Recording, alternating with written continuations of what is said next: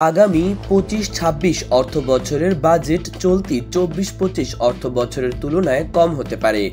বর্তমান অর্থনৈতিক পরিস্থিতি এবং সরকারের আয় কমে যাওয়ার কারণে বড় বাজেট উপস্থাপন করা সম্ভব হচ্ছে না। শুল্ক ও কর আদায়ে সীমিত প্রবৃদ্ধি এবং বৈদেশিক ঋণ পরিশোধের চাপের কারণে বাজেটের আকার সংকুচিত করার পরিকল্পনা নেওয়া হয়েছে। চলতি অর্থবছরের ৭,৯৭,হাজার কোটি টাকার বাজেট সংশোধন করে ৭.৫ লাখ কোটি টাকায় সীমাবদ্ধ রাখার উদ্যোগ নেওয়া হয়েছে। বাজেট সংকোচনের অংশ হিসেবে বার্ষিক উন্নয়ন কর্মসূচি এডিপি আকারও ছোট করা হবে। নতুন বড় প্রকল্প নেওয়া হবে না, তবে চলমান গুরুত্বপূর্ণ প্রকল্পগুলোর অর্থায়ন অব্যাহত থাকবে। বিশেষ গুরুত্ব দেওয়া হবে গ্রামীণ অবকাঠামো উন্নয়নে, যা দীর্ঘদিন ধরে অবহেলিত ছিল। পাশাপাশি সামাজিক নিরাপত্তা কর্মসূচির আওতায় সুবিধাভোগীদের ভাতা বৃদ্ধি এবং শিক্ষকদের দাবি দেওয়া পূরণের উদ্যোগ নেওয়া হবে। বাজেটে জুলাই আন্দোলনের চেতনা, শ্বেতপত্র কমিটি ও ট্রান্সফোর্সের সুপারিশগুলোর প্রতিফলন থাকবে।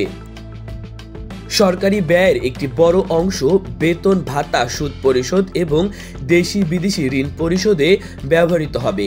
উন্নয়ন খাতে ব্যয় বাড়ানো হবে না এবং ভর্তুকি কমানোর চ্যালেঞ্জ মোকাবেলা করতে হবে। ২০২৪-২৫ অর্থ বছরে জাতীয় রাজস্ব বোর্ড এনবিআর এর রাজস্ব আদায়ের লক্ষ্যমাত্রা ছিল ৪,৮০,০০০ কোটি টাকা, যা সংশোধন করে ৪,৬৩,৫০০ কোটি টাকা করা হয়েছে। প্রথম ৭ মাসে রাজস্ব আদায় হয়েছে প্রায় ১,৯৬,০০০ কোটি টাকা, তবে লক্ষ্যমাত্রার তুলনায় ৫১,০০০ কোটি টাকার ঘাটতি রয়েছে। রাজস্ব আদায়ের এই সীমাবদ্ধতা বাজেটের আকার বাড়ানোর পথে বাধা হয়ে দাঁড়িয়েছে। অর্থসচিব মোহাম্মদ খায়রুজ্জামান মজুমদার মন্ত্রণালয় ও বিভাগের সচিবদের বাজেট বক্তব্য প্রস্তুত করতে নির্দেশনা দিয়েছেন, যেখানে বিভিন্ন অর্জন ও ভবিষ্যৎ পরিকল্পনা অন্তর্ভুক্ত থাকবে। বাজেটে অন্তর্বর্তী সরকারের কার্যক্রম এবং স্বল্পোন্নত দেশের তালিকা থেকে উত্তরণের পরবর্তী চ্যালেঞ্জ মোকাবেলার পরিকল্পনাও তুলে ধরা হবে। ২০২৫-২৬ অর্থবছরের বাজেটে মূল্যস্ফীতি ৭% নামিয়ে আনার লক্ষ্য নির্ধারণ করা হয়েছে। বিগত ১ বছর ধরে দেশে উচ্চ মূল্যস্ফীতি বিরাজ করলেও সাম্প্রতিক সময়ে এটি ১০% নিচে নেমে এসেছে।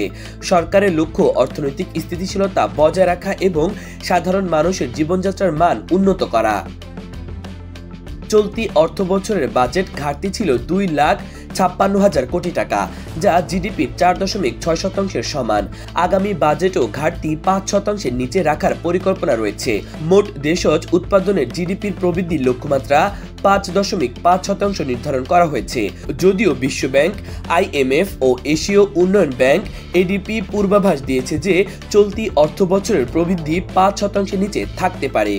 South Asian network on economic modelling SANEM এর নির্বাহী পরিচালক সেলিম রায়হান বলেছেন, বাস্তবায়নের ক্ষমতা না থাকলেও গত ১৫ বছরে বড় বাজেট উপস্থাপনের মাধ্যমে ধোঁয়াশা তৈরি করা হয়েছে।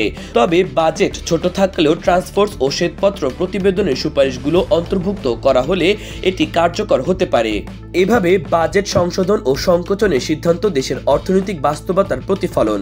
সামগ্রিকভাবে সরকার অর্থনীতির স্থিতিশীলতা বজায় রাখতে রাজস্ব আদায় বৃদ্ধি, ব্যয় ব্যবস্থাপনা ও উন্নয়ন খাতের অগ্রাধিকার পুনর্বিন্যাসের মাধ্যমে বাজেট প্রণয়ন করছে।